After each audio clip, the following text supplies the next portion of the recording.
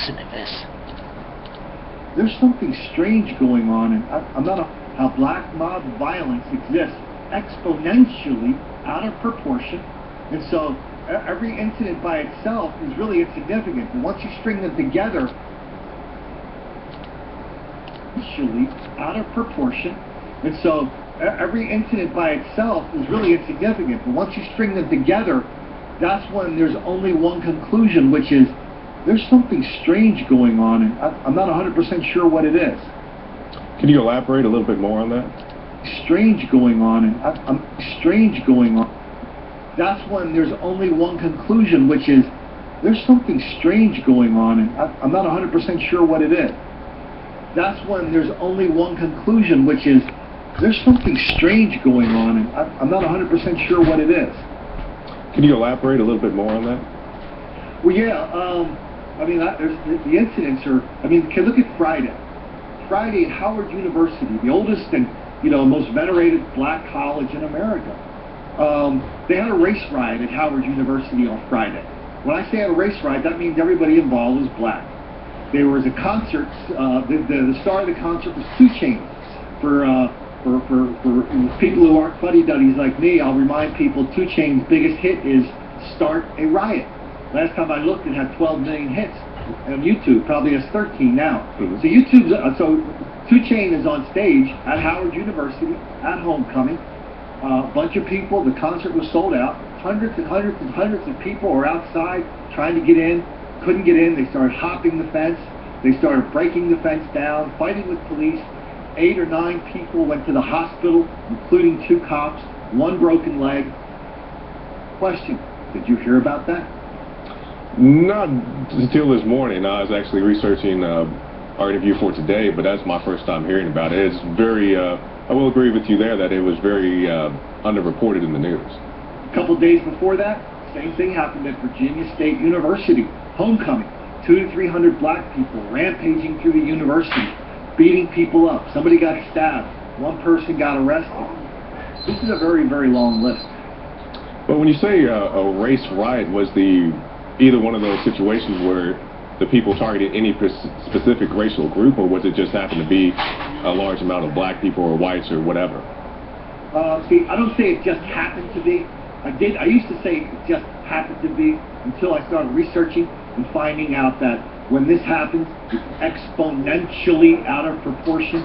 And that's the only reason I could write the book, because there's an enormous amount of videotape now. And so, were they targeting white people? Sometimes that's the way it works. Sometimes they target Asians. Sometimes gay people. Sometimes old people. Sometimes young people. Sometimes other black people. So it's sometimes the mobs are small. Sometimes they're big. But there's always one thing: the central organizing feature of much of this violence is that the people involved are black, exponentially out of proportion. Many on video. And that's why I wrote the book, because too many people and newspaper business were way too invested in not talking about it. Okay, well, our time is short, so just tell us where we can find your book and your other works, and what else do you have coming up next? My book's easy to find. It's at Amazon, Barnes & Noble. It's at the Infowars.com store. I write for, my stories primarily appear at WND.com. They also appear at Infowars, Front Page, American Thinker. Thomas Sowell just wrote a big column about it, my book, last week. Alan West posted it on his Facebook page saying, finally, a reporter who's tough enough to look at these stories. There's a lot of stories out there, and nobody's talking about it. And the psychiatrists tell us we're only as sick as our secrets. There's a lot of sick things in this country masquerading as normal. That's what this book is about. All right, Colin Flaherty, White Girl Bleed a Lot, thank you for your time, sir. An honor to be here. As you can pick up a copy of Colin's book, White Girl Bleed a Lot, at the Infowars shop. So make sure you stop by there and check out our other great products as well. And also stop by PrisonPlanet.tv and get yourself a 15-day free trial. You can get the Alex Jones Show, the nightly news, the Ransom Special Reports. And don't forget, when Obama Deception 2 comes out, it will be right there on PrisonPlanet.tv as well. Well, I'm Jakari Jackson for the Infowars Nightly News, and we'll see you tomorrow night.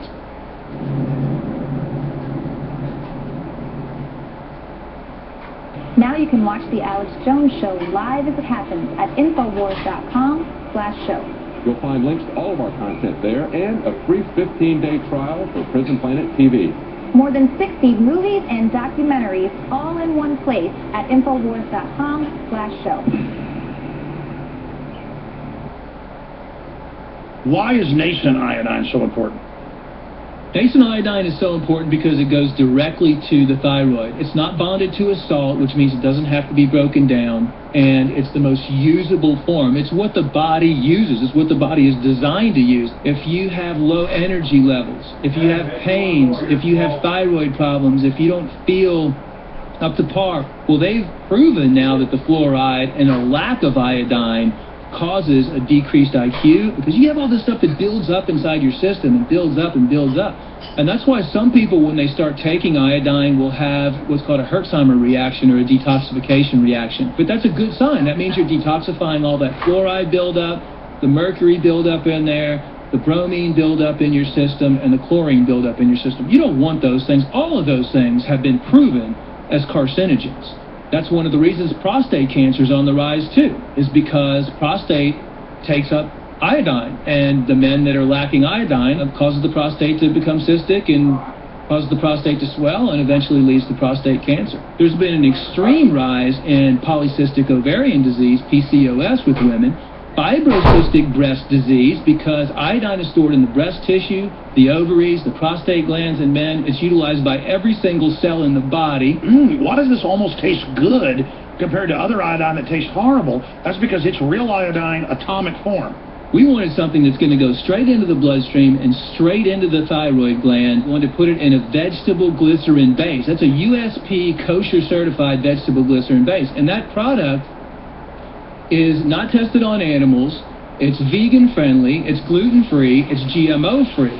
Of all the things I've done, nascent iodine was just absolutely amazing. So we developed with Dr. Group a double strength, low price, InfoWarsLife.com Survival Shield, the atomic nascent iodine, available right now.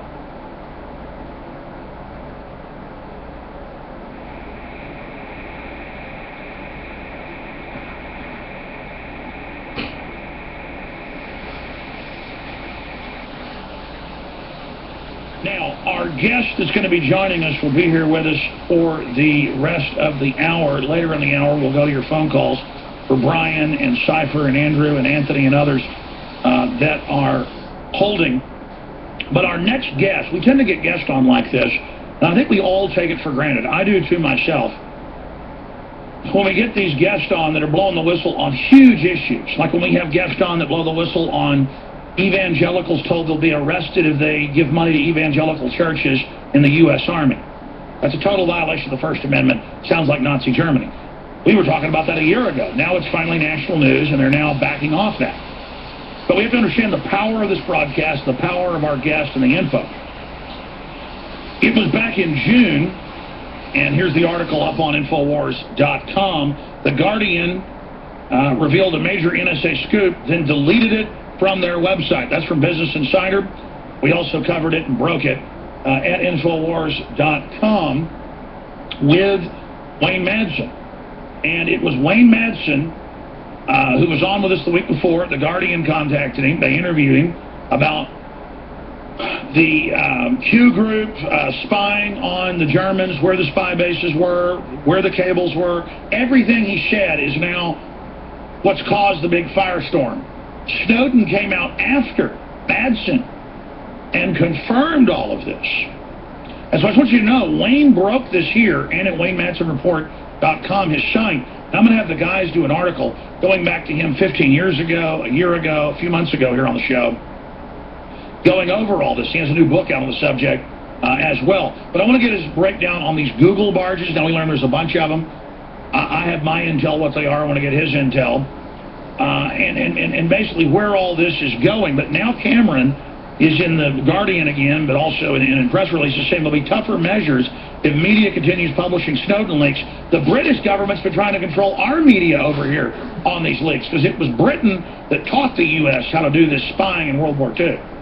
Now the issue is they came out and said it's not economically pointed at people. Of course it's economically pointed. That's the main gist of it.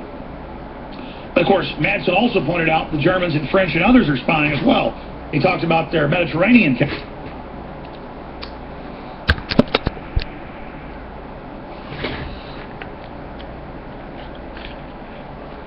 Computer activate sensors.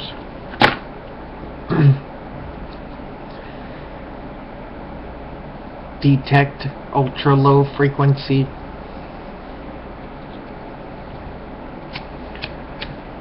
Create phase cancellation.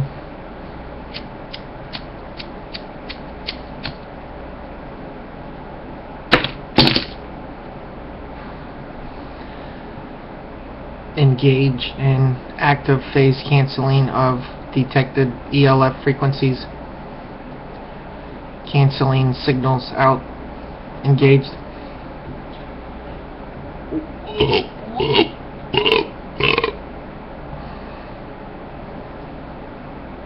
Frequency destroyed. We will discharge an EMP pulse up in the ionosphere and the upper atmosphere of the planet.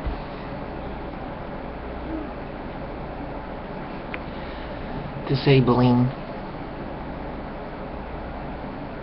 communication and all electronics, crippling the infrastructure of the United States and all countries, facilitating a known weakness,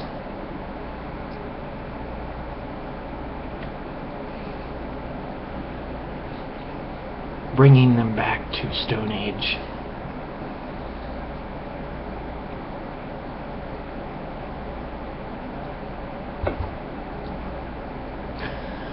The first to be slaughtered will be the people that know it to come.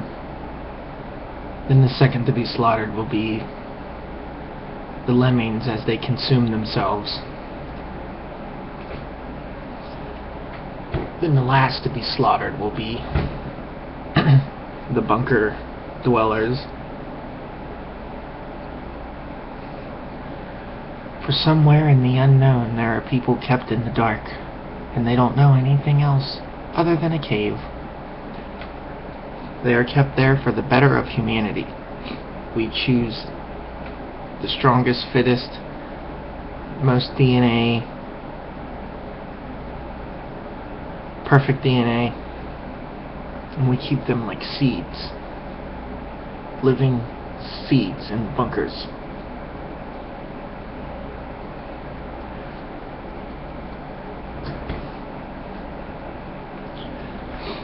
And there will be a cleansing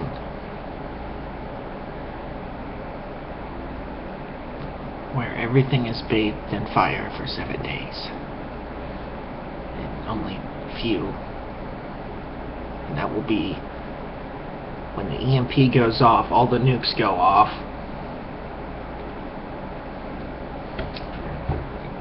That's what it'll like trigger them all, then the world blows up. Every nuclear bomb detonates all at once. World bathes in fire.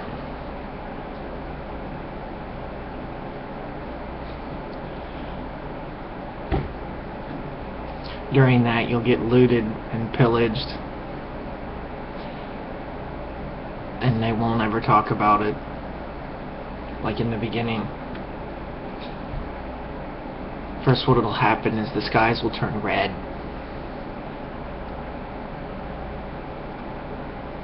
Very red. Walmarts will be empty. Shop stores will be empty. No one will really know why. It'll be blamed on something like floods. But the floods will be caused by the red sky. And no one will really... They'll say, oh, we know what it is, but they really won't care, and they'll look up at the red, eerie sky, and they're zombie lemmings. They're not really going to care. They never care about anything. They're not going to start caring then. The race wars. It's not even really a race war. It's just Edward Bernays created all this. It's their order out of chaos. Edward Bernays created that inner city violence.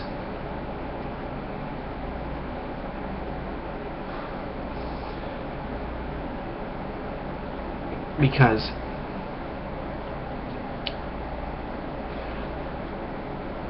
when people get used to fighting on the streets all the time, when they join the army and then they fight for the country, first they fought for the streets, then they fight for the country,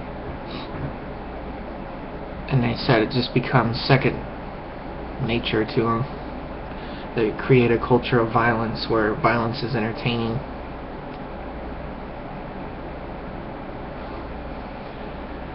And so they won't talk, like on Devil's Night in Detroit, they go around burning houses down. That'll also happen everywhere, and no one will talk about it either. When it's happening, your house will be on fire, and they'll be like, your house is not on fire, you're stupid, and every other house will be burnt down like Detroit. And while it's happening, people will just be too worried about their PlayStation 4.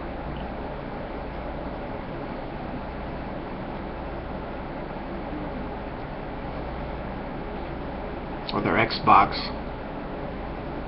So people will be in GameStop, and they'll look outside and they'll see a house burning down across the street, and they'll say, do you have Battlefield in stock? And they'll look back and say yes, and they'll look outside and see the fire and the ashes blowing around and hitting the window, and it'll be normalized, like a frog in a pot slowly getting cooked. The world will be cooking around them, and they'll be slowly used to that. That's all they'll know. They'll be adopted into that. History will be rewritten at that point, where in all of history did all those things happen. Inner city violence and racial tension was normal and happened for many, and really there might be some truth to that, but they'll just ignore, and then they'll ignore it. It's like ignoring the elephant in the room, and it's Edward Bernays style shit. The best video that I've seen for that, which is not Alex Jones, is called Generation Kill. It's called Generation Kill, and you'll know it because they talk about Edward Bernays. And you know Edward Bernays because you know Edward Bernays.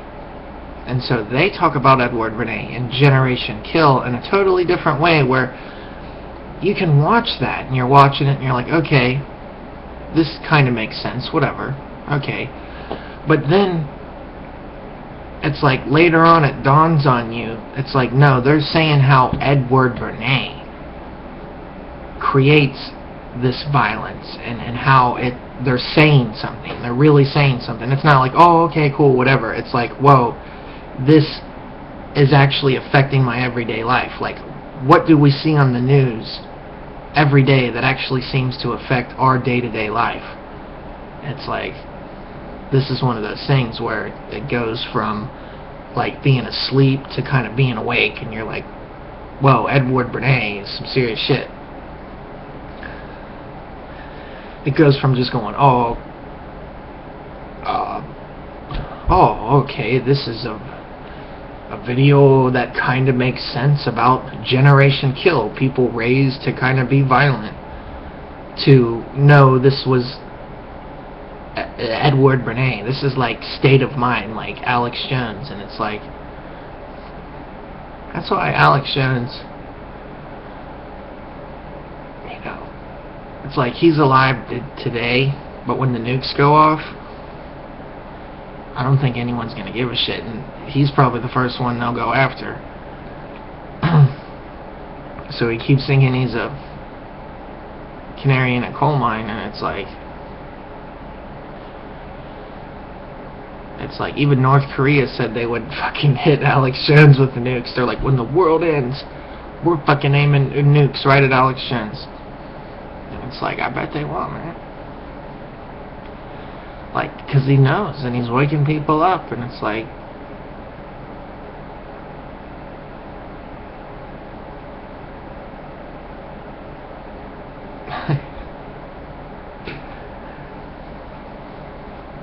like, when the nukes go off, we won't be able to buy any more nascent iodine. It's like, today he sells nascent iodine. Tomorrow, we live in a post-apocalyptic scenario. It's like, we'll live in a wasteland. Because they're going to drop all the nukes. They're just sitting there aging. Society's becoming dumber and dumber. They don't even know how to make nukes, and they got nukes, and it's like, they're all just going to go off like firecrackers one day. Like,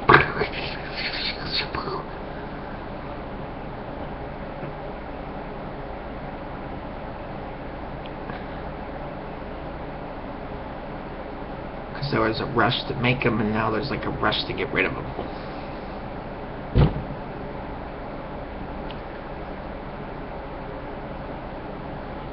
And there's only one way to get rid of them, and that's to set them off.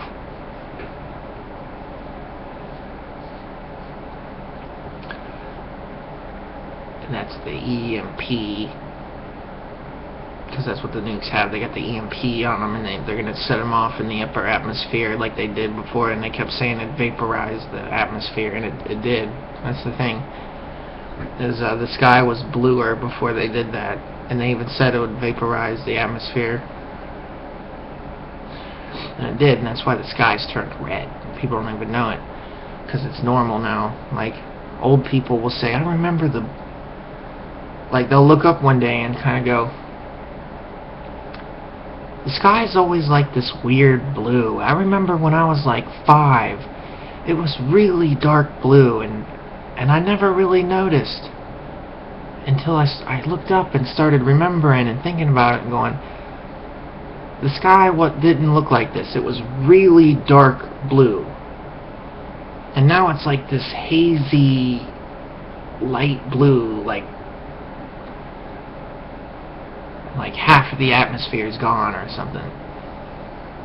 And it's because it is. And like the movie WALL-E, we'll just live on this desert wasteland where people just say fuck it and hurry up and like scramble and pack shit on a fucking spaceship and fly off to try to infect a new planet with their cancer virus. Because humans are cancer. They'll just infect everything. They'll infect the next planet.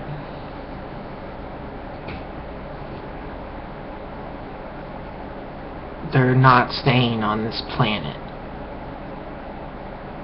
I actually seen the spaceships that they have built, and they're, they had like the movie like 2012, and they had like the dudes like, they got spaceships, and it turned out to be just big ships. It's like, no, they have spaceships, and I seen them. Because it's just like WALL-E. Like, they don't plan on staying here. They know, like, there's no more oil. There's no more nutrients in the soil. It's never coming back. They have to come up with a new idea. That's why they're in search of new planets all the time. They're like, we're always in search of new planets. Blah, blah, blah. You have an iPad, but no, they can't do space travel. Nope. And even if they did, it wouldn't be top secret. And the people that know they're going to space, of course, they would tell you, hey, you're my buddy. You're gonna die. No, they know. Hey, I want to leave on the spaceship, and you're gonna be dead. So why would I tell someone that's a ghost when the only thing that's left is us, and then if they ever find out, they might just boot me off the fucking spaceship. So, risk my life to tell you you're gonna die and you're not gonna make it on that spaceship because I had this special ticket to go there. I got the golden ticket. I got the golden ticket. I'm going in space. See?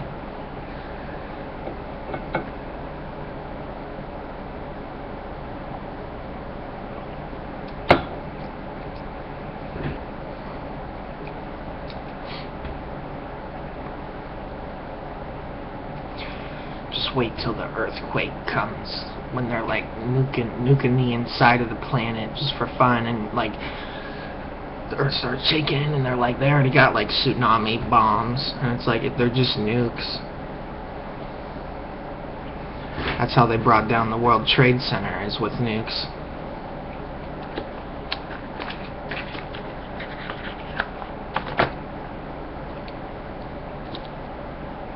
Because they even said that that type of devastation was equal to a nuclear bomb or whatever. And it's like, well, duh, that's what it would take to displace so much energy. You'd basically need a nuclear bomb.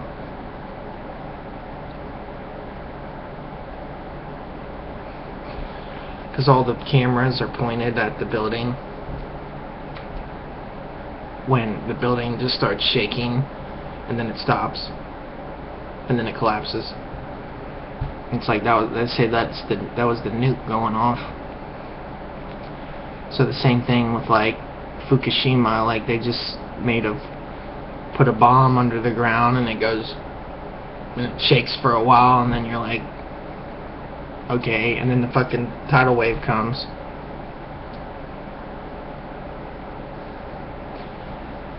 And they even said that there was all kinds of people that predicted that was going to happen. There's like movies and like, just like there were movies of 9/11, there were like mass movies about Fukushima.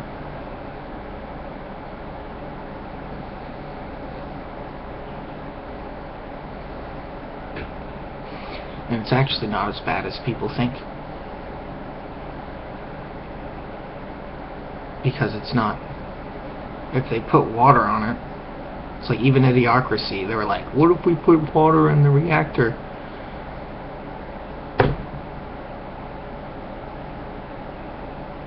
Like, they're gonna put water on it.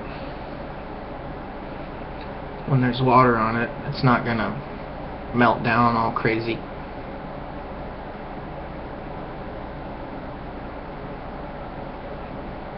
And it's like, yeah, it's leaking, yeah, but every reactor in the whole world leaks. Like every there's a reactor close to us, and it leaks. It's managed very horribly, and that's why they shut it down.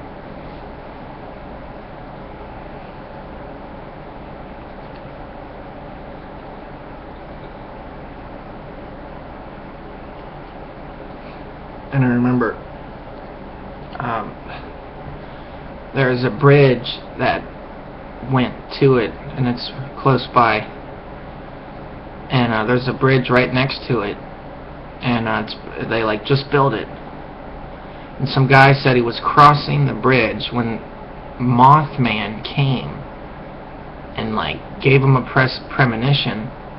Like he looked at Mothman, and when he looked at Mothman, he had this premonition that the bridge was going to collapse. So they were saying Mothman has telepathic abilities, and he will come to people that he chooses and show them the future, because Mothman knows things. So Mothman wanted to prevent it.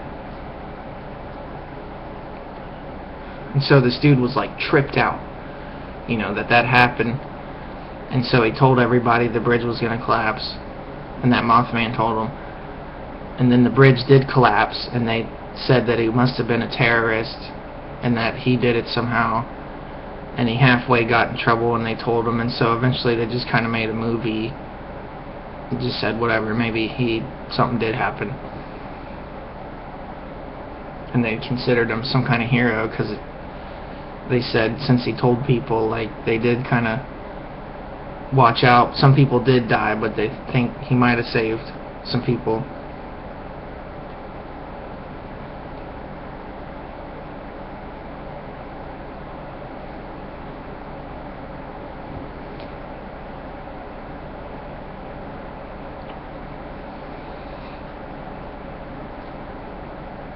So supposedly in this area, it's pretty far away actually, it's, I don't know, maybe 30 miles away, or 60, 30 to 60 from here. It's like, Mothman might live over there.